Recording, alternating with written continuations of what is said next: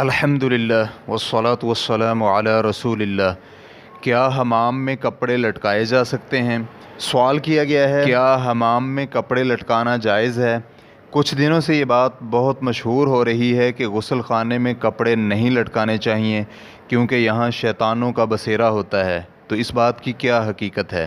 الجواب بعون الوہاب۔ اول، جہاں لوگ قضائے حاجت کرتے ہیں یہ جگہیں شیطان کی آماج گاہیں ہوتی ہیں، چنانچہ یہاں پر انسان کو اتنی دیر ہی ٹھہرنا چاہیے جتنی دیر میں قضائے حاجت کر لے، جیسے کہ سنن ابی داؤد حدیث نمبر 6 میں سیدنا زید بن ارقم رضی اللہ عنہ سے مروی ہے، رسول اللہ صلی اللہ علیہ وآلہ وسلم نے فرمایا، یہ بیت الخلاء جنوں کے حاضر ہونے کی جگہ ہے، لہٰذا جب بھی تم میں سے کوئی بیت الخلاء جائے تو کہے اعوذ باللہ من الخبث والخبائث، میں خبیث جنوں اور جننیوں سے اللہ کی پناہ چاہتا ہوں۔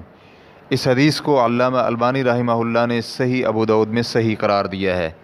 حدیث مبارکہ کا عربی لفظ الحشوش، یہ لفظ الحش کی جمع ہے جس کا معنی ہے لیٹرین، جہاں بول و براز کیا جاتا ہے۔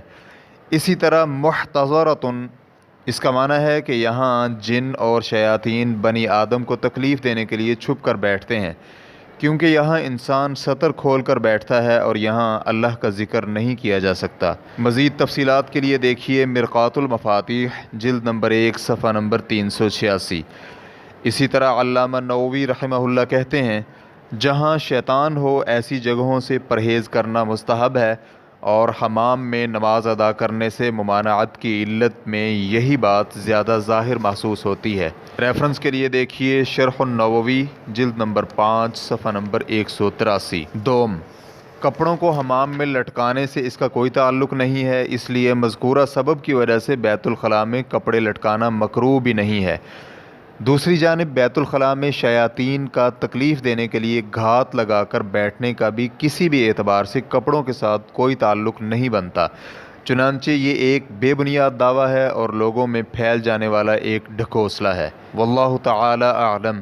اسلام QA ریکارڈنگز مؤسسۃ الشیخ محمد صالح المنجد، المملکۃ العربیۃ السعودیہ، فتویٰ نمبر 212916۔ والسلام علیکم ورحمۃ اللہ وبرکاتہ۔